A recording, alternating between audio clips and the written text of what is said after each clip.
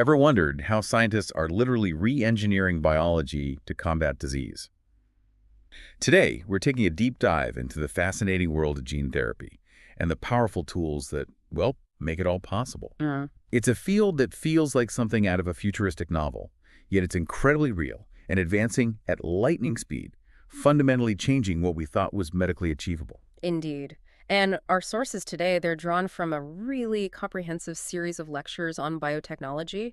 They guide us through, the foundational concepts of gene therapy itself, the intricate design of its delivery The systems. vectors. Exactly, the vectors. And also the innovative ways scientists use genetically modified animal models. These are absolutely essential partners in discovery. Right.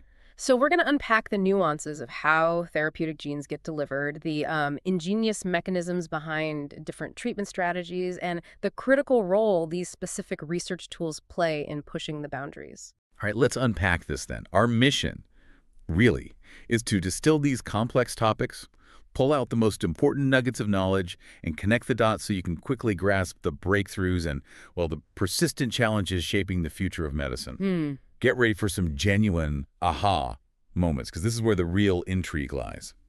Like, unpacking the basics. What is gene therapy?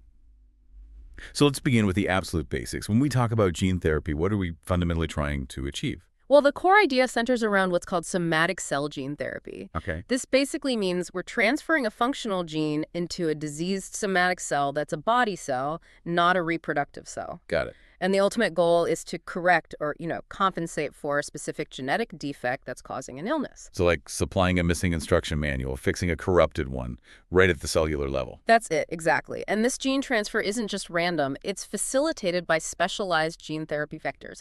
These are essentially the delivery vehicles for our genetic cargo. And these vectors, they can be based on viruses or not. Right. They can be either viral, cleverly repurposed from actual viruses, or non-viral in nature. Each type has its own set of capabilities and limitations. What's really crucial, though, is that this entire process, this genetic modification, can happen in two main ways. Okay. Either right there within the patient's body. In vivo. In vivo, yes. Or outside of it in a meticulously controlled laboratory setting. Which leads us to the three key approaches. Yeah. Based on where it happened. Okay. Ex vivo, in vivo, and in situ. Let's start with ex vivo, the outside-the-body approach. Right. Ex vivo, derived from Latin, literally means out of the living. In practice, it's a very methodical, very precise process. Right. Imagine we need to fix a specific part of a complex machine. First, the cells are carefully extracted from the patient's body. Once they're outside, in a super-controlled lab environment, these cells are modified. So if there's a gene defect causing a disease, a viral or maybe a non-viral vector carrying the correct functional gene is introduced to these extracted cells. So you fix them on the bench, essentially. Pretty much. This allows scientists to precisely correct the gene defect. And then, after this modification, and this is really critical, there's a thorough quality assurance step to make sure the cells are healthy and safe. Absolutely vital, I imagine. Definitely. Then, these corrected cells are transplanted back into the patient. That makes so much sense. It's like taking a broken part out of an engine, fixing it on a clean workbench, checking it meticulously, and then carefully putting the repaired part back in. A perfect analogy. So the opposite of that, the inside-the-body approach, is in vivo gene therapy. How does that work? So with in vivo, which means within the living, the corrected copies of genes already loaded into their vectors are transferred directly into the patient's body. No removal and reimplantation. Exactly. The target cells are treated directly inside the patient. This method is particularly vital when, say, a patient's condition is too fragile to withstand the process of cell extraction. Or maybe if the specific target cells, perhaps deep within an organ like the brain or liver, just can't be easily removed or put back. And how is it delivered? Just injected anywhere? It can be delivered in different ways, maybe a direct injection into a specific area, or it could be systemic, meaning it circulates throughout the bloodstream to reach cells all over. Okay, so we have outside the body, ex vivo, inside the body, generally, in vivo. But what about in situ gene therapy? How does that fit in? It sounds like it's in vivo, but maybe more targeted. You've hit a key point. In situ gene therapy is indeed within the body, so it's a type of in vivo therapy, but it's far more localized. Okay. It specifically targets a restricted area or a particular site within the body. So instead of circulating broadly, the vector carrying the therapeutic gene is precisely placed directly into the affected tissues. Like a surgical strike, directly at the problem area. Yeah. But what are the challenges with that? It sounds precise, but maybe hard to get full coverage. That is the critical challenge. A really significant concern for current in situ protocols is achieving efficient transduction. Transduction. Yeah. Meaning getting the gene into enough cells. Exactly. Effectively delivering the gene to all the targeted cells within that specific organ or tissue. It's often not enough to just hit some of them. For many conditions, you need really widespread penetration for the treatment to be truly effective. Makes sense. But despite this hurdle, the method has been used effectively against diseases like cystic fibrosis, which primarily affects the airway epithelium. Right, a localized problem. Precisely. And it's also being explored quite extensively for cancer gene therapy. There's a really innovative example here. Yeah. A viral vector is engineered to carry the herpes simplex virus thymidine kinase gene, often called the TK gene. Okay, TK. After this vector is injected directly into a tumor, the patient receives a specific prodrug called ganciclovir. Ganciclovir, I've heard of that. It's an antiviral. It is, and this combination leads to, well, a remarkable 75% reduction in the tumor cell population in some studies. It really demonstrates its powerful, targeted killing potential. Wow, a 75% reduction from just hitting the tumor locally. That's significant.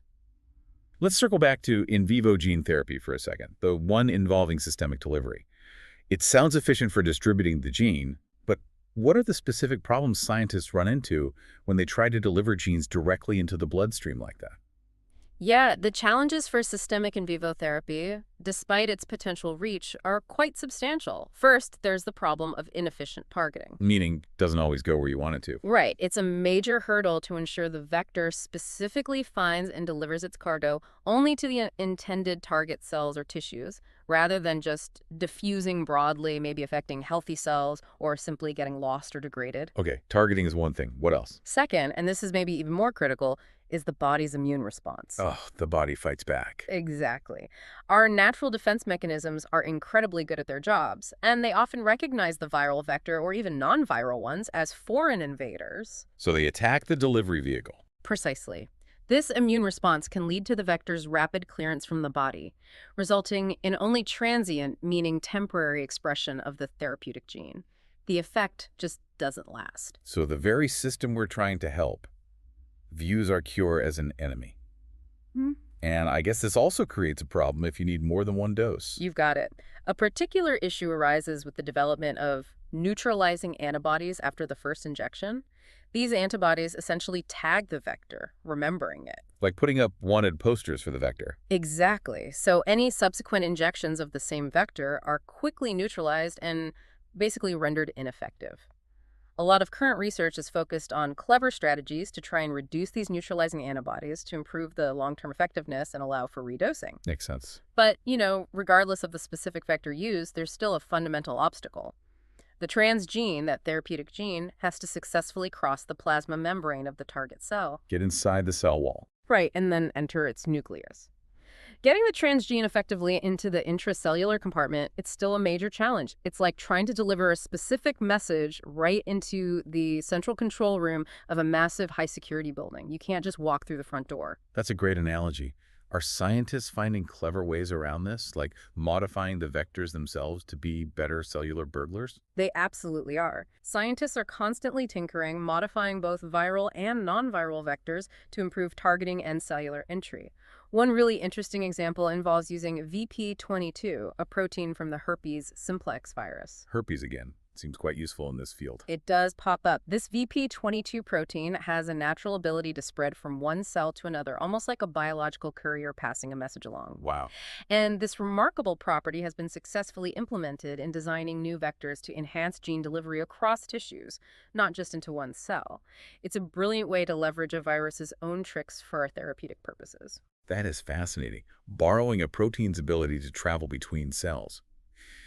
Beyond these modified vectors, what are some of the other diverse in vivo approaches being explored to get these genes delivered?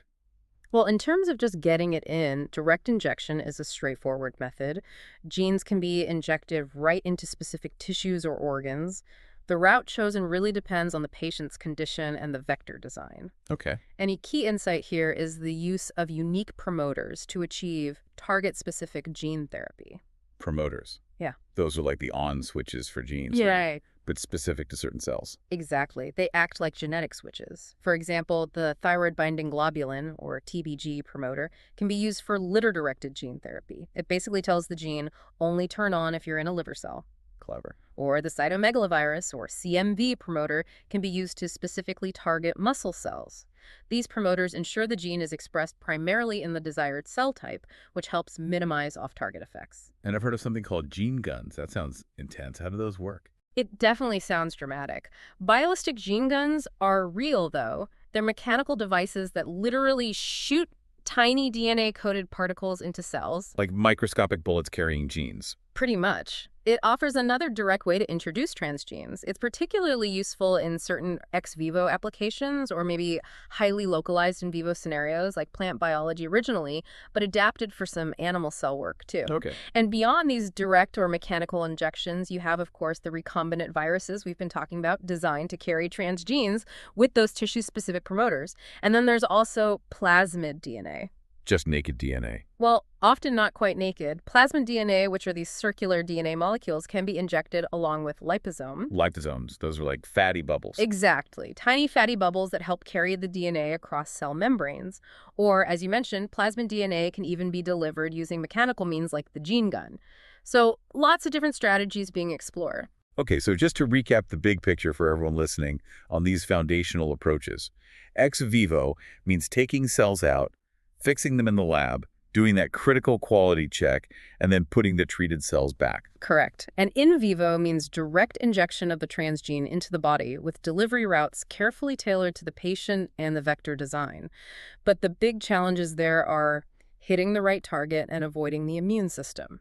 2, how genes are modified.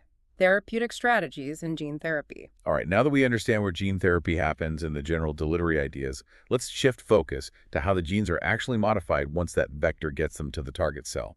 Our sources break this down into 4 main methods for somatic cell modification, each designed for a different therapeutic goal. The first one is gene supplementation, sometimes called gene augmentation. Right. Gene supplementation is basically about adding a missing piece. Its purpose is to supply a functional copy of a gene that is either defective, maybe has lost its function entirely, or is just showing inadequate expression, it's not making enough of its protein product. So when the body's just not making enough of something important. Exactly. It's primarily used when there's irreversible damage to a gene, leading to a deficiency. It has applications in cancer therapy, for instance, to boost the immune response against tumor cells. Adding something to help the immune system. Yes, or maybe to replace a defective tumor suppressor gene that's no longer doing its job, helping restore a crucial protective function. So it's about filling a void, providing what's lacking. What about gene replacement? Is that just another way of saying the same thing? Not quite. It's subtly different. Gene replacement is more active. It's about swapping the harmful for the helpful. Okay, swapping. Its purpose is to directly replace a mutated or non-functional gene copy with a correct functional version of the same gene. This is essential when the mutated gene isn't just sitting there doing nothing, but is actively harmful to the host. Like producing a toxic protein. Exactly, or maybe interfering with normal cellular processes. The goal here generally aims for a gain of function by restoring normal, healthy gene activity in place of the detrimental one. Okay, so supplementation is filling a gap. Replacement is literally cutting out the bad and putting in the good. What about situations where the problem gene is doing too much or doing something harmful, maybe like an infection? How do we deal with that? That's where the third strategy comes in. Targeted inhibition of gene function. This one is all about silencing the problem. Hitting the mute button. Precisely. It's highly relevant for infectious diseases where the goal is to specifically target and knock down a gene from a pathogen, say a virus or a bacteria. So you target the invader's genes. Right. This prevents the pathogen from producing harmful proteins that contribute to the disease.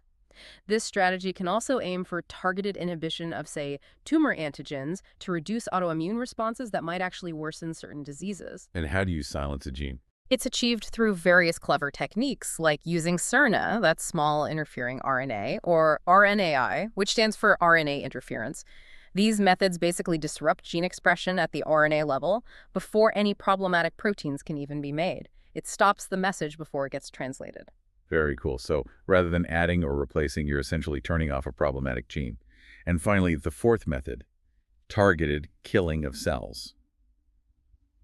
That sounds pretty aggressive, but I assume it has very specific applications. It is aggressive, but in a highly precise way.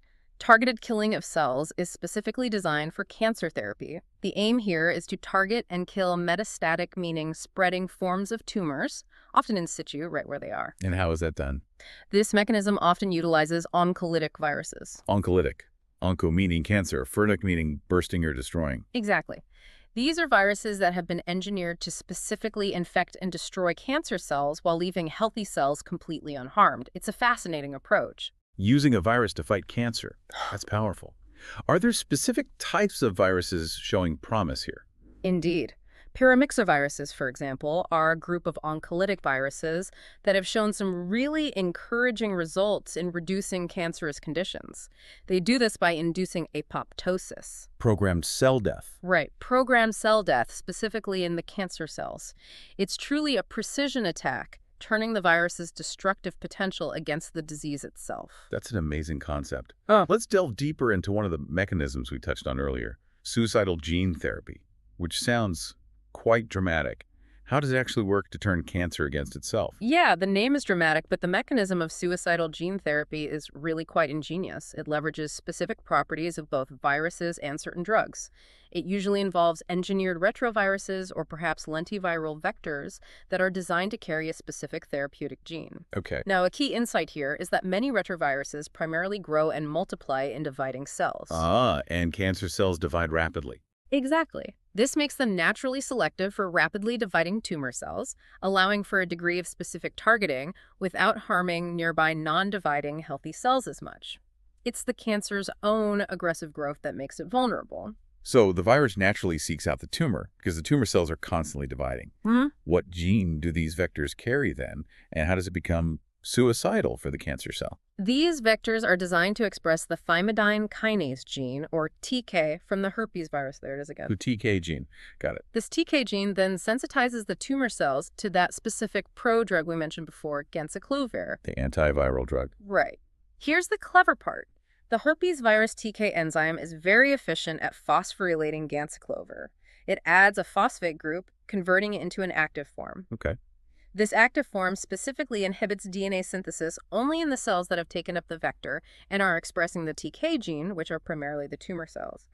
This inhibition leads directly to their death. But what about healthy cells? Don't they have thymidine kinase too? They do, but crucially, the host's own natural thymidine kinase has very little affinity for ganciclovir. It doesn't really process it efficiently. So it's the viral version of the enzyme that's key. Precisely.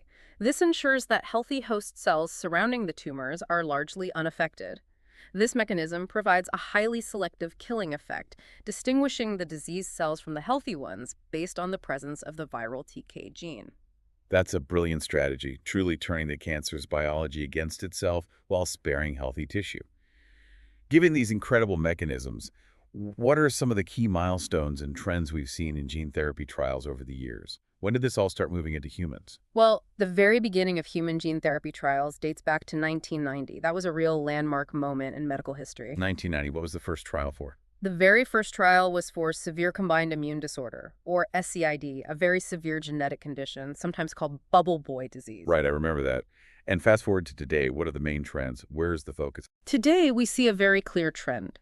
The majority of gene therapy trials are conducted in the United States, and notably, over 60% of all approved trials are for cancer-based gene therapy. Over 60% focus on cancer.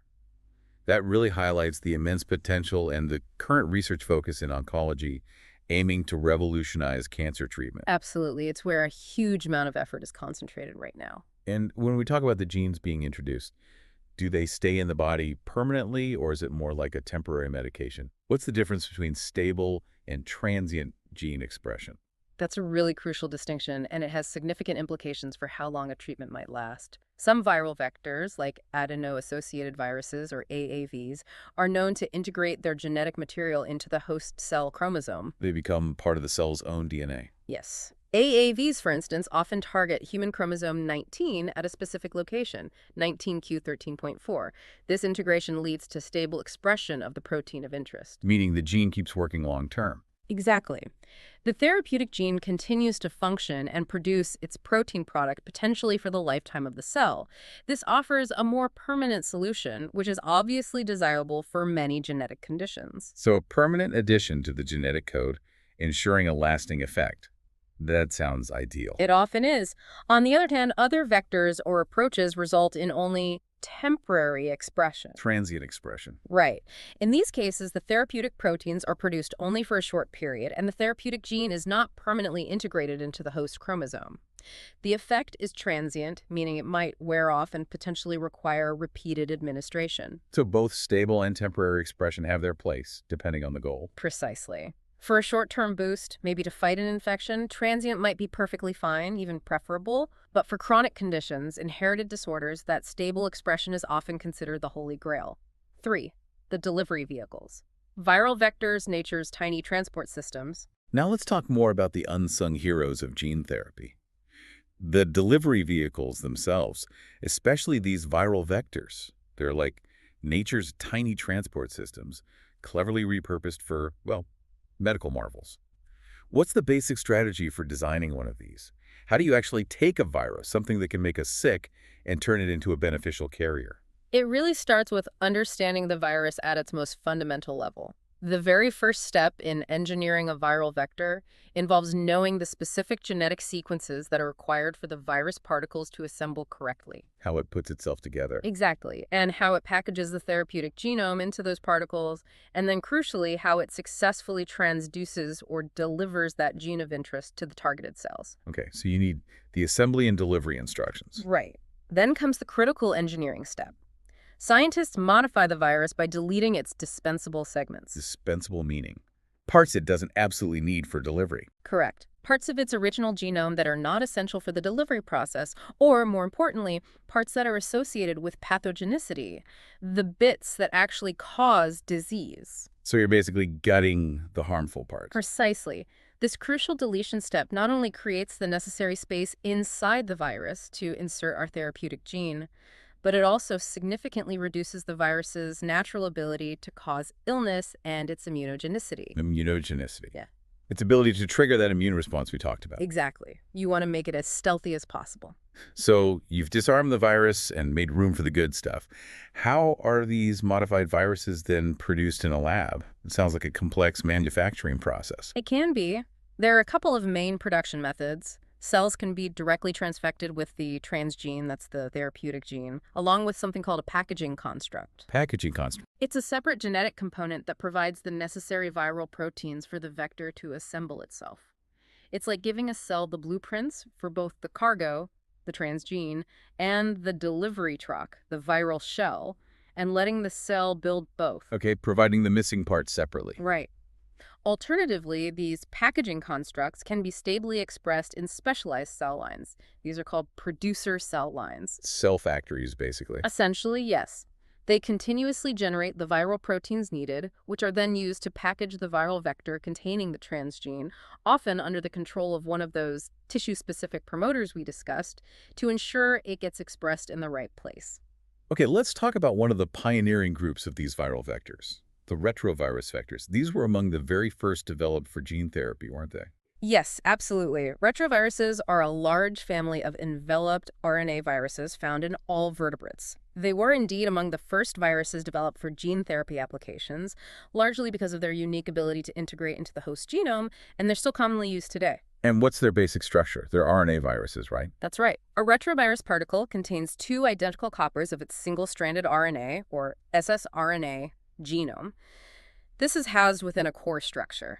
The viral RNA genome itself contains three essential functional gene groups: GAG, POL, and N. GAG, pol, and what do those do? GAG codes for the structural proteins, the building blocks of the virus core, pol codes for the crucial viral enzymes like reverse transcriptase and integrase, and NV codes for the envelope proteins, the outer coat that helps the virus get into cells. Okay, structure, enzymes, entry. Right. And the genome is flanked by long terminal repeats, or LTRs, at its ends. These LTRs are really critical for the virus's life cycle, including replication and integration. So how do these retroviruses actually replicate inside a cell? You mentioned they start as RNA, which is unusual. Their replication cycle is really unique and fascinating. It starts with the virion attaching to a specific receptor on the host cell surface. Then, the viral core, containing the RNA genome, enters the cell, typically through membrane fusion. Okay, it gets in. Then what? Then comes the truly distinctive step. Inside the cell, the viral enzyme reverse transcriptase, RT, gets to work. It converts the single-stranded viral RNA genome into a double-stranded viral DNA copy. It goes backwards from RNA to DNA. Exactly. This unique process, RNA being transcribed into DNA, is so fundamental it has its own name. Temonism, named after Howard Temin and David Baltimore, who discovered reverse transcriptase. Ah, temonism. That's a great term. Yeah. So once it's converted itself into DNA, where does that DNA go? From there, this new viral DNA, often complex with viral proteins, translocates. It moves into the host cell nucleus. Into the cell's command center. Right. And this is where the integration magic happens. Another viral enzyme, integrase, IN, mediates the integration of this viral DNA into the host cell's own DNA, usually randomly. Randomly? That sounds potentially problematic. It can be, and we'll come back to that. But this integrated viral DNA is now known as a provirus. It becomes a permanent part of the host cell's genome. Wow, a permanent fixture. Yes, which is why retroviruses are so good at delivering lasting gene expression. After that, the host cell's own machinery, its RNA polymerase, is basically hijacked to transcribe the integrated provirus, making new viral RNA and viral proteins. These then assemble into new virus particles that bud out of the cell, ready to infect others. That's a complex, almost insidious process. But when we use retroviral vectors in gene therapy, we definitely don't want them replicating and spreading, right? How are they designed to be safe? Absolutely. That's a critical safety design feature. Retroviral vectors used in gene therapy are typically made replication deficient. Meaning they can't make copies of themselves. Correct. They cannot replicate on their own after infecting a cell. They're often derived from viruses like murine leukemia virus, but they have been engineered to remove their ability to self-propagate. In these vectors, the viral protein coding genes, the GAG, pol, NV we talked about, are removed and replaced with our gene of interest. So the payload replaces the virus's own machinery. Exactly. And that gene of interest is usually driven by a tissue-specific promoter to ensure expression only in the right cells. The essential viral structural proteins that were removed, they are provided in trans. Meaning from a separate source. Yes, usually using those specialized packaging cell lines we mentioned earlier. These cells produce the GAG, pol, and NV proteins needed to assemble the vector particles, but those genes aren't included in the vector itself, so it can't replicate once it delivers its payload. So they're like hollowed-out delivery trucks carrying our cargo, but unable to build more trucks. But you mentioned the random integration earlier. That still sounds like a safety concern, even if they can't replicate. You're right. That is a significant safety issue with traditional retroviral vectors. The possibility of the therapeutic genome randomly integrating into a critical part of the host cell chromosome, maybe disrupting a vital host gene, or even activating an oncogene, is a real risk. While integration is key for stable expression, where it integrates matters. So how do scientists address that risk? To address this and increase safety, newer designs called self-inactivating, or SIN vectors, were developed. Self-inactivating, how does that work? In these SIN vectors, the transcription of the transgene, the therapeutic gene, is carried out by an internal promoter that's put inside the vector, instead of relying on the viral LTR promoter. This significantly reduces the risk of the vector's own regulatory elements unintentionally activating nearby host genes after integration. It makes the integration event less likely to cause problems. That sounds like a much smarter design to minimize those off-target genomic effects. Given their integration ability, what are the main applications where retroviruses or maybe these safer SIN vectors really shine? Well, because they integrate, retroviruses are excellent for achieving long-term, stable expression of a protein in a cell. This makes them highly useful for creating stable cell lines in research and potentially for therapies requiring sustained gene function over many years, like for inherited genetic disorders. That? Also, their historical dependence on actively dividing cells for efficient integration made them important tools for manipulating stem cells and tumor cells as they preferentially target these growing populations, although newer versions are better at infecting non-dividing cells too. Like lentiviruses. I've heard those mentioned. Exactly. Lentiviral vectors, which are a subclass of retroviruses, HIV is the most famous lentivirus, are more complex but have a key advantage. They can deliver genes into many organs, including tricky ones like the brain, eye, liver, muscles, and hematopoietic stem cells, the blood-forming ones. Hmm? And crucially, they can efficiently transduce non-dividing cells, which significantly broadens their therapeutic reach compared to some older retroviral vectors. That's a huge advantage, being able to target cells that aren't actively multiplying. But do retroviruses or lentiviruses have limitations in terms of which types of cells they can infect in the first place? Like, can they get into any cell? No, they often don't. A potential drawback of many retroviruses is their limited cellular tropism. Tropism meaning their preference for certain cell types. Right. They naturally might only be able to infect a narrow range of cell types because their envelope proteins only recognize specific receptors on certain cells. But scientists have a workaround for that too, right? Something about changing their disguise. They do. It's a clever technique called pseudotyping. Pseudotyping. Sounds like you're giving it a fake ID. That's a great way to think about it. You essentially give the retrovirus a different key to unlock cells it couldn't normally access. This is done by incorporating the envelope glycoproteins from related or even completely unrelated viruses into the retrovirus particle during production. So you swap its outer coat. Exactly. For example, incorporating the envelope glycoprotein from a vesicular stomatitis virus, VSV, that's VSVG, is very common because it allows the retroviral vector to infect a very broad range of host cells, as the VSV receptor is found on many cell types. Ah, so VSVG makes it almost universally infectious. Pretty much. Or if you want to target the brain, you might use the lysovirus glycoprotein from the rabies virus family to enable transduction into brain cells.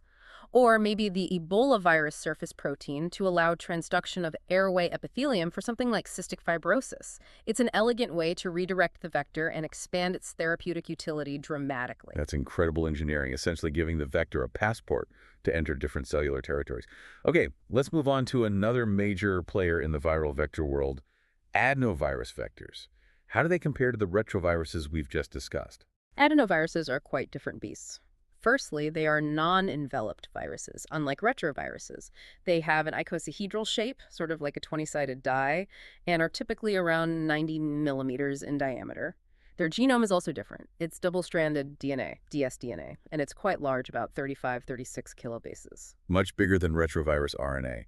And clinically, they're pretty common culprits for human illness, right? Yes, they are widely associated with various human diseases, things like respiratory illnesses, the common cold, sometimes pneumonia conjunctivitis, pink eye, and gastroenteritis.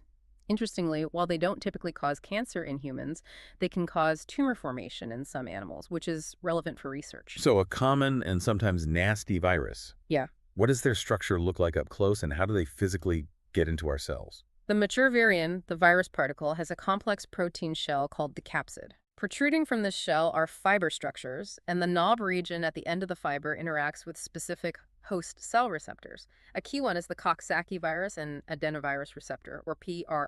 HAR receptor, where is that found? It's found in a wide array of tissues, including the respiratory epithelium, the nervous system, liver, lung, and intestinal lining, which explains why adenovirus can cause disease in so many different parts of the body. Their entry into the cell typically occurs via endocytosis, often a specific type called caveoli-mediated endocytosis. The cell essentially engulfs the virus particle, bringing it inside. So they use a common cellular entry pathway.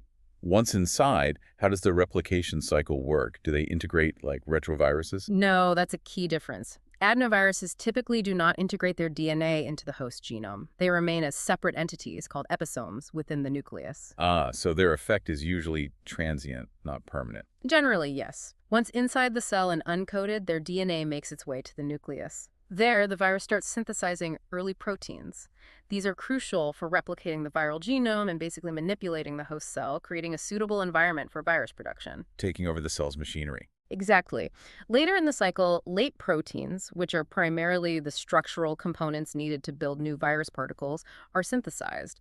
Adenoviruses are real masters at utilizing the host cell's machinery. They also have specific proteins, like their E3 proteins, that are dedicated to modulating the host's immune response, trying to hide from the immune system. Trying to hide. But you mentioned earlier they still cause a strong immune response. Is that the main challenge with using them as vectors? It is indeed a major hurdle. Despite their evasion tactics, infection with adenovirus induces a very strong immune response in the host. This includes inflammation, cytokines like TNF and interleukins, and a robust response from specific immune cells called cytotoxic T lymphocytes. So the immune system eventually catches on big time. Yes, and this high level of immune response is a significant obstacle for using adenoviral vectors in gene therapy. It can lead to rapid clearance of the vector, limiting how long the therapeutic gene can be expressed, and making repeat dosing very difficult due to those neutralizing antibodies we discussed. That's a huge challenge. Their own potent nature works against their therapeutic use. How have scientists tried to engineer these adenoviruses into useful vectors despite this major problem? Have there been different generations of design? Yes, absolutely. The evolution of adenovirus vectors really shows scientists grappling with this immunogenicity issue. Adenovirus serotype 5 is the most widely used as a starting point, though others have been explored. The basic strategy is always to make them replication deficient by removing key parts of their genome. Okay. The first-generation vectors were typically created by removing the E1 region of the genome and inserting the transgene in its place. The E1 proteins are essential for activating viral gene transcription, so removing them makes the virus replication deficient in normal cells. And how do you grow these if they can't replicate? You grow them in specific cell lines, like the famous 293 cells. These cells have been engineered to contain and express the viral E1 proteins themselves in trans, so they provide what the vector is missing, allowing it to be produced in the lab. Deleting E1 also made space, allowing insertion of up to about 4.5 kilobars of transgene. Sometimes the non-essential E3 region was also deleted to make more room. Okay, that's Gen 1. What about the second generation trying to reduce the immune response further? Exactly. Second-generation vectors aim to do that, and also increase capacity for larger genes by deleting more viral genes, parts of the E2 and/or E4 gene segments, in addition to E1. However, some of these deleted genes, like E2, are also essential for viral replication, so they also had to be supplied in trans by even more specialized packaging cells. Getting more complicated to produce. Definitely. Which led to the ultimate goal, conceptually at least, the third generation, often called gutless vectors. Gutless vectors. That sounds like they've really stripped them down to the bare minimum. What's the idea there? Gutless truly means stripped down. These are highly modified adenovirus vectors that lack almost all viral protein-coding genes. They basically contain only the essential cis-acting elements, the ITRs, inverted terminal repeats, at the ends, and the packaging signal, along with the transgene and its promoter. So just the signals needed to package the DNA and the therapeutic payload itself. Pretty much. The immense theoretical benefit is that by being devoid of nearly all virus-specific protein-coding sequences, they should greatly reduce immunogenicity, making them much safer and potentially allowing longer expression. That sounds ideal. But how do you even make them if they have no viral genes? It's laborious. You need a helper adenoviral vector, often a first-gen vector itself that provides all the necessary viral proteins in trans. This helper vector is designed so it won't get packaged itself, often using the Kree-lock system we'll discuss later to excise its own packaging signal in the producer cells, like 293 cells engineered to express Cree recombinase. Wow, that's layers of genetic engineering. Are they the perfect solution then? Unfortunately, not quite. Despite their sophisticated design, it turns out that even gutless vectors can still induce some immune response, possibly to the vector capsid proteins, or maybe due to impurities in the prep. This can still lead to clearance from host cells. It's a constant battle to completely evade the body's defenses. They also have limitations in terms of production yields and complexity. So still challenges even with the most advanced designs. Okay, we've covered retroviruses and adenoviruses. Now let's turn to adeno-associated virus, or AAV vectors. These seem to be getting a lot of attention lately, especially for their integration properties and maybe lower immunogenicity. What makes AAVs so promising? AAVs are indeed a very promising tool, and they've had some significant clinical successes recently. They're naturally non-pathogenic viruses, meaning they don't typically cause disease in humans. They were actually first found as contaminants in lab preparations of adenovirus, hence the name adeno-associated. So they hang out with adenoviruses. They often need a helper virus, like adenovirus or herpes virus, to replicate efficiently. That's why they're sometimes called dependoviruses. They belong to the Parvoviridae family. Okay, need a helper. What's special about them for gene therapy? What's really fascinating and useful is their ability to establish a latent infection. In the absence of a helper virus, or maybe under certain cellular stress conditions, the AAV genome can actually integrate into the host cell chromosome. Like retroviruses, they can integrate. Yes, but often in a more predictable way, which we'll get to. This integration makes them potentially ideal for long-term, stable gene delivery. And researchers are constantly discovering new AAV serotypes from different species, each with unique characteristics that might be useful. What does an AAV particle look like? Is it big like adenovirus? No, they're quite small, only about 25 nanometers in diameter, also with an icosahedral capsid. And their genome is small too. It's single-stranded DNA, ssDNA, about 4.7 kilobases long. Single-stranded DNA, that's unusual too. What genes does it have? The natural AAV genome is simple. It basically encodes just two main functional gene groups, rep, which stands for replication, and cap, which codes for the capsid proteins. These genes are flanked by inverted terminal repeats, ITRs, similar to adenoviruses.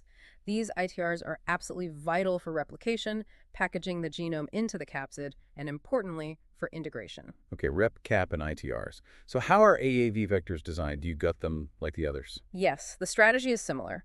Recombinant AAV vectors are created by removing all the internal viral genes, both rep and cap, leaving only the ITRs flanking the therapeutic transgene and its promoter. The essential rep proteins, there are actually 4 of them, and cap proteins, 3 structural proteins, VP1, VP2, VP3, that form the capsid, are supplied intrans from a packaging cell line or plasmids during production. So again, providing the missing machinery separately. How do AAVs get into cells? Do they have specific receptors? They do, and different AAV serotypes use different receptors, which is key to their specificity. For example, the commonly used AAV serotype 2, AAV2, uses heparan sulfate proteoglycans as its primary receptor, plus some co-receptors. Other serotypes, like AAV4 and AAV5, use sialic acid on the cell surface. So this difference in receptor use allows scientists to choose an AAV serotype that naturally targets the specific cell type they want to treat. Exactly. It gives you built-in targeting potential. After binding to their receptors, the virus particles are internalized, usually via receptor-mediated endocytosis, and the single-stranded DNA genome is transported to the host cell nucleus. Okay, it gets to the nucleus as ssDNA. What happens then?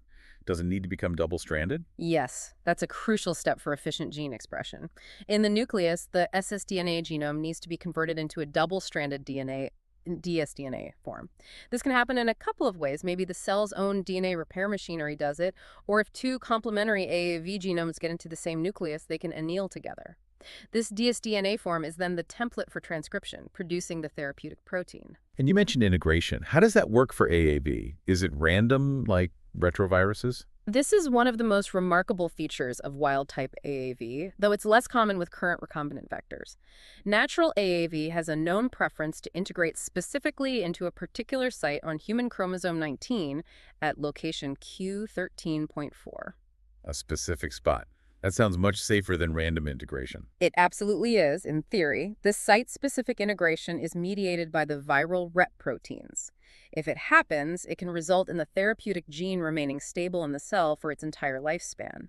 However, it's important to note that most current recombinant AAV vectors lacking the rep gene tend to persist mainly as episomes, like adenovirus DNA, or integrate randomly at low frequencies rather than efficiently targeting chromosome 19. But the stable episomal persistence is often sufficient for long-term expression in non-dividing cells. Okay, so maybe not always site-specific integration with the vectors, but they can still stick around for a long time as episomes. How has AAV vector design evolved to make them safer and more effective? The evolution has focused on safety and production efficiency. Early AAV vectors, because they were often produced using helper adenovirus, had a small risk of contamination with replication-competent adenovirus or even wild-type AAV if recombination occurred. Right, you don't want those sneaking through. Exactly. So next-generation AAV vector systems were developed. These often contain only the minimal essential parts of the ITR sequences flanking the promoter and transgene, which helps prevent the accidental regeneration of replication-competent AAV. And importantly, Production systems were developed to avoid using infectious helper adenovirus altogether. How do they manage that? Scientists figured out that you don't need the whole helper virus, just a few specific helper proteins it produces, like E2A, VA, and E4 from adenovirus. Yeah. So now production often involves transfecting plasmids expressing these specific helper genes, along with the plasmid carrying the AAV vector genome, ITRs plus transgene, and another plasmid expressing rep and cap into producer cells like 293 cells, which provide the E1 functions needed. Wow, a cocktail of plasmids to get the job done safely.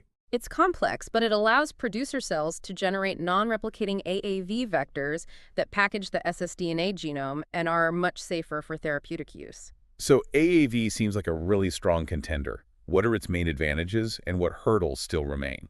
The key advantages are its generally good safety profile, low immunogenicity compared to adenovirus, non-pathogenic parent virus, and its ability to provide long-term gene expression, either through stable episomes or low-frequency integration, especially in non-dividing cells like neurons or muscle cells. Okay, safety and longevity. What are the downsides? There are two major hurdles. First, its limited transgene capacity. Because the natural AAV genome is so small, around 4.7 kilob, it limits the size of the therapeutic gene you can package inside. You can't deliver really large genes with standard AAV vectors. Okay, size matters. What's the other hurdle? The other big one is pre-existing immunity. Because AAVs are common in the environment, many humans have already been exposed to various AAV serotypes and have developed neutralizing antibodies against them. So, like with adenovirus, a previous infection could block the therapy. Exactly. If a patient has pre-existing antibodies to the specific AAV serotype being used as a vector, their immune system might neutralize it before it can even work. Furthermore, even if they don't have pre-existing immunity, a single injection of an AAV vector can trigger a strong immune response, particularly a humoral antibody-based response, that would likely prevent a second injection of the same serotype from being effective later on. So immunity is still a significant challenge, even if AAV is generally less immunogenic than adenovirus initially. Mhm. How are researchers trying to get around that immunity issue? Can you just use a different AAV type? That's a key strategy. Using AAV serotypes with different capsid proteins, serotypes the patient likely hasn't encountered before, is one way to overcome pre-existing immunity. There are many known serotypes, AAV1, AAV2, AAV5, AAV8, AAV9, etc., and researchers are constantly discovering or engineering new ones. And these different serotypes, they also target different tissues, right? That tropism idea. Precisely. This natural specificity, or tropism, is incredibly useful.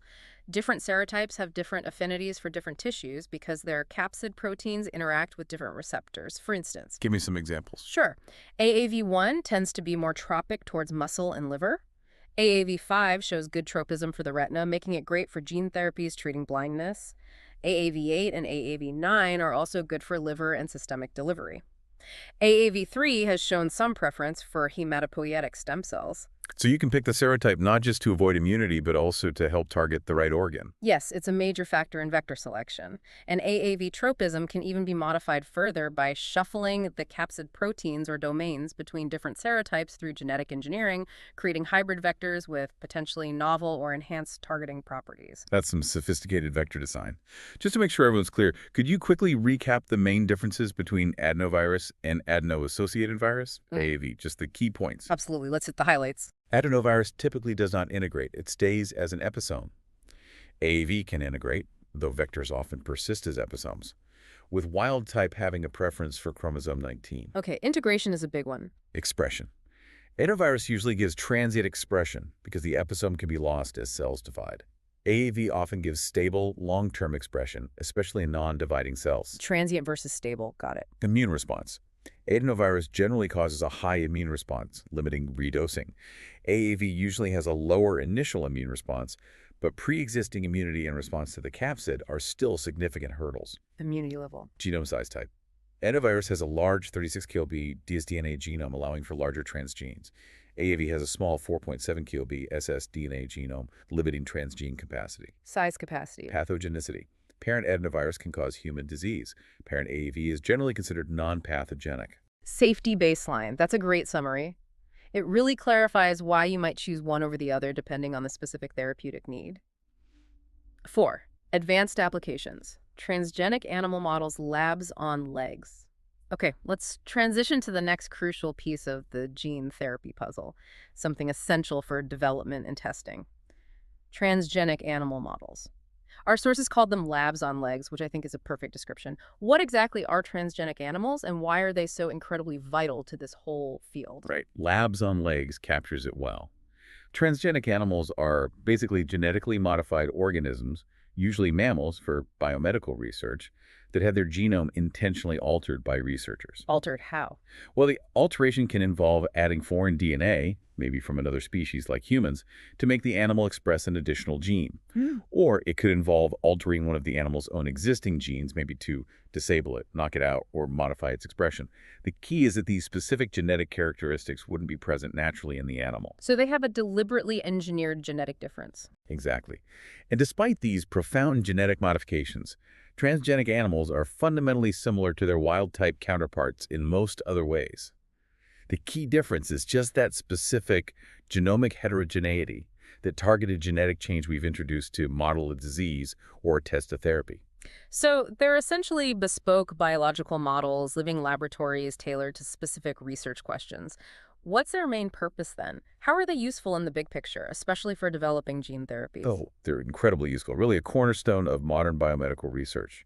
They are instrumental in helping scientists understand complex biological processes, like how hosts interact with pathogens, or elucidating the function of specific genes, particularly in the context of disease susceptibility. Mm. They also allow us to track how a disease progresses over time in a living system. Specifically for gene therapy research, they are used extensively. We use them to understand the consequences of having a malfunctioned or mutated gene. What does the disease actually look like in a whole organism? And then, crucially, we use them to test the efficacy and safety of potential gene correction strategies before even thinking about trying them in humans. A critical safety step. Absolutely. They're also vital for checking the efficacy and safety of new drugs or vaccines in general, acting as that essential bridge between basic science discoveries in a petri dish and potential application in human patients. So before anything gets near a human clinical trial, it almost certainly has been tested in some kind of animal model, often a transgenic one. That's generally the case, yes. Yeah. And transgenic mice, in particular, are vital for creating human disease models. How so? Well, mice can be engineered to express specific human target genes, or even carry human cells or tissues. These humanized models are then used to design and test new therapies that are directly relevant to human diseases. This can significantly reduce the need for testing on other animal models, like non-human primates, which raises fewer ethical concerns and is often more practical. Can you give an example? Sure, models have been made for conditions like hypercholesterolemia, that's high cholesterol. Mice can be engineered to lack the LDL receptor, mimicking the human condition, which leads to high blood cholesterol and increased heart attack risk. These mice are invaluable for testing cholesterol-lowering drugs or even gene therapies aimed at restoring LDL receptor function. Similarly, humanized mouse models are critical for studying viruses that only infect humans, like HIV. Right. And there was an early success story you mentioned with growth hormone. Yes, a significant early landmark was the generation of a transgenic mouse, where the control region of a mouse gene, metallothionein, was fused to the human growth hormone, GH gene. This fusion gene was introduced into mice. And what happened? The resulting mice produced human growth hormone and showed altered growth characteristics, sometimes growing much larger than normal mice. This provided a really valuable model for understanding human conditions where excess growth hormone is involved, and it demonstrated the power of transgenic technology. That's a powerful proof of concept. Now, speaking of mice, our sources state that rodents, and particularly mice, make up something like over 95% of all transgenic animals used in biomedical research. Why the overwhelming dominance of the mouse? Yeah, the mouse is definitely king in the transgenic world. There are several compelling reasons for this. Okay, lay them out for us. Firstly, the complete mouse genome sequence is available and incredibly well annotated. That's a massive advantage when you're planning genetic modifications. Knowing the whole blueprint helps. Absolutely. Secondly, mouse cells and embryos are relatively easy to genetically manipulate in the lab compared to many other species. The techniques are well established. Thirdly, they have significant reproductive advantages. A short gestation period, maybe 3 weeks, and they produce large litters. This allows researchers to generate large populations for study relatively quickly, which is essential for statistically robust results. Fast breeding, lots of offspring. Makes sense. Fourth, There's a huge arsenal of research tools available specifically for mouse research antibodies, molecular probes, genetic tools, you name it. The infrastructure's already there.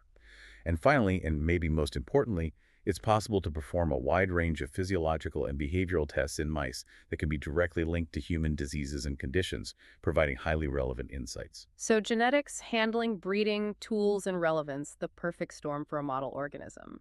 Are other species used at all? Yes, while mice dominate, other transgenic species are used, including rats, rabbits, pigs, sheep, even fish and cattle. The use of some larger animals, like pigs or sheep, in pharmaceutical research has historically been more limited due to technical constraints and cost. But recent advances, particularly in gene editing technologies like CRISPR, are expanding the utility of other species, like transgenic rats, which might actually be a better model than mice for certain human conditions or drug tests. Okay, so mice are the workhorse, but other animals have niche roles. Now, for the nuts and bolts, how are these transgenic animals actually made? What are the primary methods scientists use to create these living labs? There are three main methods that have been historically important. The first is retroviral infection. You can infect early embryos before they implant in the uterus with retroviruses that carry the desired gene. The retrovirus integrates the gene into the embryo cells. Using a virus to deliver the gene, like in therapy. Exactly. The second method, and historically the most common approach for creating transgenic mice, is DNA injection, also known simply as microinjection. Microinjection. How does that work? Fertilized mouse eggs are harvested at a very early stage, usually the single-cell stage when the male and female pronuclei are visible but haven't fused yet. A very fine glass microneedle is used to directly inject a solution containing plasmid DNA carrying the gene of interest right into one of these pronuclei. Injecting DNA directly into the nucleus of a fertilized egg? Precisely. The foreign DNA then typically integrates into the host genome, usually randomly, at some point before the first cell division. These injected embryos are then cultured briefly and transferred into the oviduct of a recipient female mouse that's been made pseudo-pregnant, essentially, hormonally tricked into thinking she's pregnant so she'll accept the embryos. Wow. And the third method?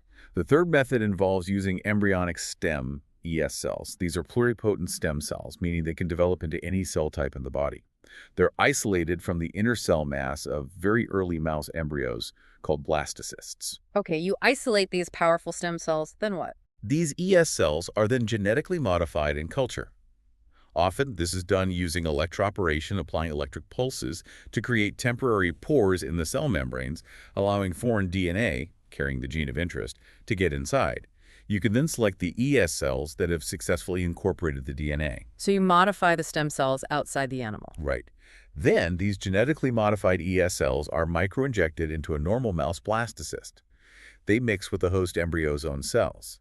This chimeric blastocyst, containing cells from two different sources, is then transferred into the uterus of a pseudo-pregnant recipient female mouse. And the resulting animal. With resulting offspring, if the modified ES cells contributed to its development, especially germline, will be a chimera, a mixture of cells. Some tissues will come from the original host blastocyst cells and some from the genetically modified ES cells. You then need to breed these chimeras to get offspring that are fully transgenic, carrying the modification in all their cells. So both microinjection methods, whether it's DNA into the pronucleus or ES cells into the blastocyst, require careful breeding afterwards. Yes, absolutely. Both require multiple generations of breeding and very careful screening and selection to identify the animals that have stably incorporated the transgene and are passing it on reliably to their offspring. It's a process to establish a stable transgenic line. And you can control where the gene is turned on? Yes, often the plasmid DNA used in these methods includes not just the gene of interest, but also a specific promoter, maybe a tissue-specific promoter, to control where and when the gene is expressed. You can even create inducible systems where the gene's expression can be turned on or off by researchers, for example, by giving the animal a specific drug in its water. The cytomegalovirus, CMV promoter, is a common one used for strong, widespread expression, but many others exist for tissue specificity or inducibility.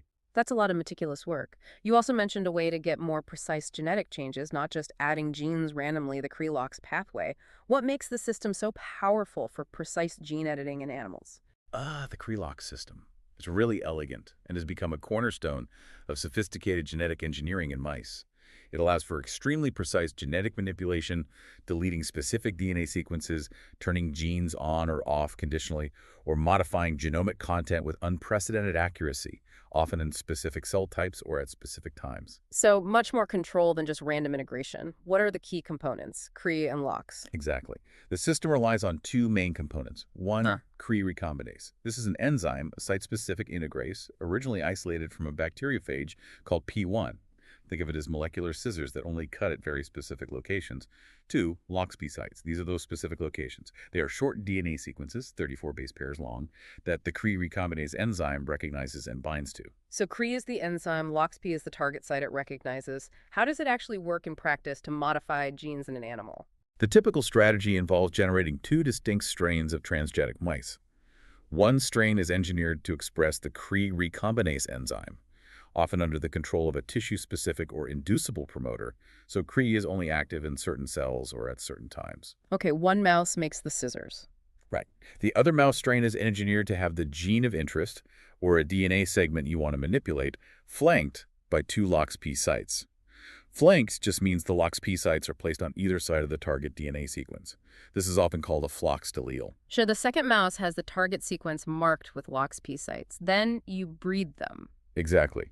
When you cross these two strains of mice, some offspring will inherit both the gene for Cree recombinase and the DNA sequence flanked by LOXP sites.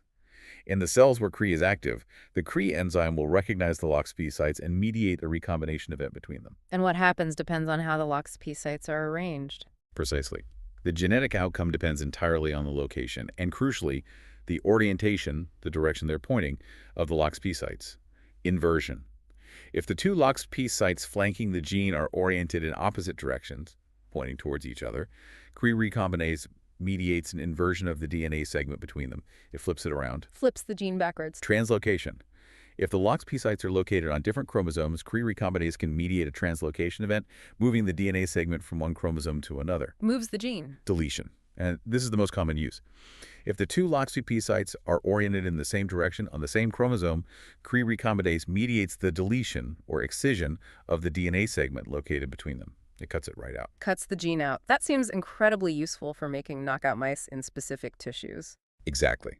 This allows for conditional knockouts, deleting a gene only in the liver, or only in the brain, or only after the animal reaches adulthood, which is incredibly powerful for studying gene function without causing, say, embryonic lethality. The level of control is revolutionary compared to older methods. That's truly surgical precision at the genetic level. This leads us nicely to the concept of the humanized mouse. What defines a humanized mouse, and why are they so important for studying human biology and disease? A humanized mouse is, broadly speaking, a mouse that carries functional human genes, cells, tissues, or even components of a human immune system. These models are invaluable because they allow researchers to study human-specific biological processes, human diseases, and test human-specific therapies in a living organism, but without needing to experiment directly on humans, which has huge ethical and practical advantages. They act as a vital bridge between basic animal research and direct human clinical application. A living test bed for human biology. How are these humanized mice actually created? There are several ways, depending on what aspect you want to humanize. One common method involves introducing a functional copy of a human gene into a mouse, often using microinjection techniques we discussed. This mouse, now expressing the human gene, might then be bred with a knockout mouse, one where the corresponding mouse gene has been inactivated. So you end up with a mouse that has the human version, but lacks the mouse version. Replacing the mouse gene with the human one. Effectively, yes. Mm-hmm. Alternatively, the human transgene can be directly injected into the pronuclear embryos derived from mice that have already been knockout for the corresponding mouse gene. Or, using more advanced gene editing like CRISPR or homologous recombination in ES cells, you can directly replace the mouse gene sequence with the human gene sequence at the correct location in the mouse genome. And you can also transplant human cells or tissues. Yes, another major type of humanized mouse involves transplanting human cells, like immune cells or liver cells, or even small pieces of human tissue into immunodeficient mice whose own immune systems have been disabled so they don't reject the human cell's tissues. This allows scientists to study human immune responses or human tissue function in a living animal context. These are particularly important for immunology, infectious disease, and cancer research. Okay, speaking of knockout mice, that's another crucial term we've touched on. Let's formally define it. What exactly is a knockout mouse, and why are they such fundamental tools? A knockout mouse is, simply put, an animal in which one of its own endogenous, meaning naturally occurring genes, has been intentionally inactivated or knocked out. The gene is still there, perhaps, but it's been mutated or disrupted in a specific way to abolish its normal function and stop it from producing its protein product. So you eliminate the function of one specific gene. Why is that so important? Knockout mice are absolutely critical tools for deciphering the function of genes. By seeing what goes wrong when a specific gene is missing, researchers can infer what that gene normally does. They are essential for understanding complex biological pathways, figuring out the roles of genes in embryonic development, identifying potential drug targets, and, of course, advancing gene therapy research by understanding the consequences of gene loss, which gene therapy often aims to correct. So they let you study the function of a single gene in the context of a whole complex organism. Exactly. And they are engineered for a very specific gene of interest, allowing researchers to focus precisely on the function of that single gene. The alteration usually takes place at a precise location in the genome, often using those ES cell technologies combined with homologous recombination to ensure targeted disruption. And there's a really clever selection strategy used, particularly with ES cells, to make sure you get the cells where the gene has been correctly knocked out, right? You mentioned it involves antibiotics and that TICA gene again. Can you walk us through that? It sounds ingenious. Yes, it's a classic and very clever positive-negative selection strategy, often used in the G418 Gantt-Closure system you mentioned. It's designed to select for ES cells, where the target gene has been correctly disrupted by homologous recombination, and select against cells where the DNA just integrated randomly elsewhere. Okay. Positive and negative selection. How does it work? You start by designing a special recombinant DNA vector.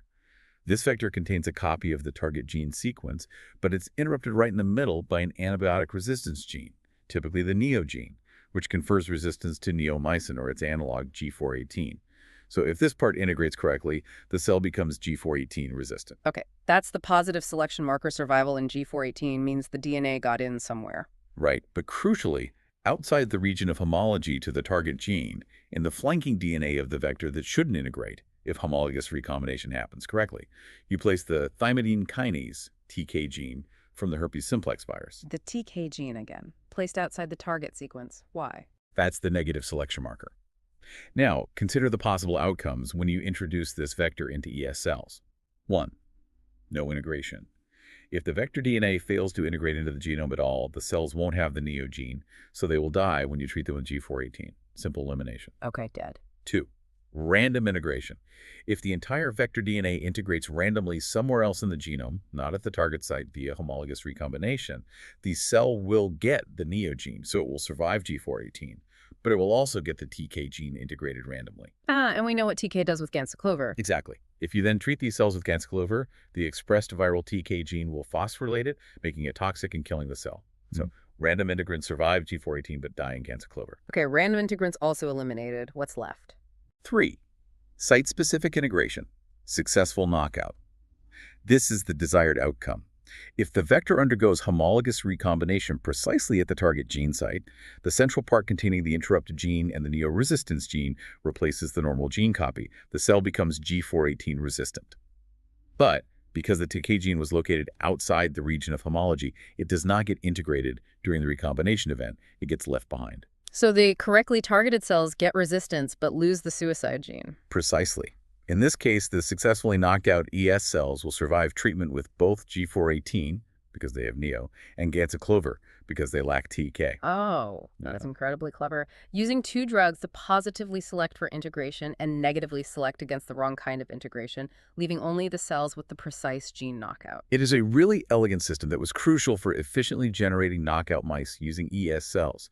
It ensures that the cells you select and inject into blastocysts have a very high probability of carrying the desired targeted genetic modification. What a fantastic way to ensure accuracy and get exactly the model you need. It's truly a testament to the ingenuity in this field, finding such clever biological workarounds for complex challenges. Outro. So, wrapping this up, what does this all mean for us? We've just taken an incredible, really deep dive into the foundational concepts of gene therapy.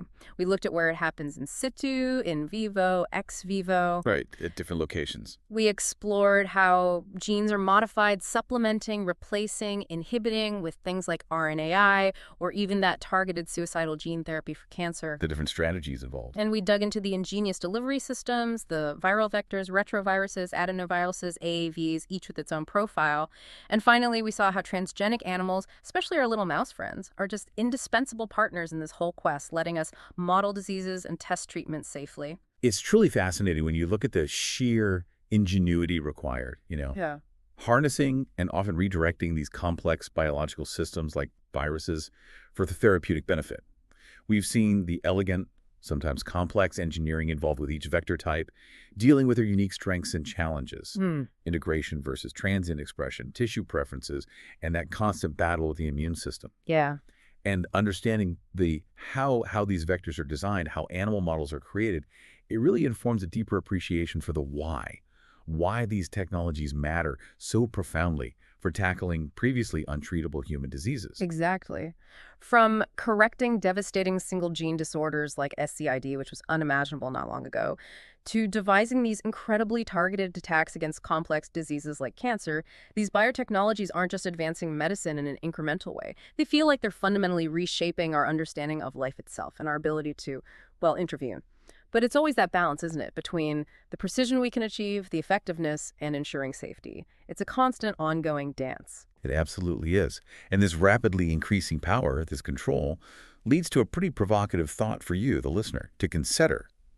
As we continue to gain this unprecedented control over our own genetic blueprint, how might our very definitions of what's normal or healthy begin to evolve in the coming decades? That's a big question. It is. And what profound ethical, societal considerations must we as a society prepare to grapple with as we unlock even greater power over our genetic destiny? It's a field that's not just about science in the lab. Its implications stretch far beyond, constantly inviting further exploration and, frankly, careful reflection.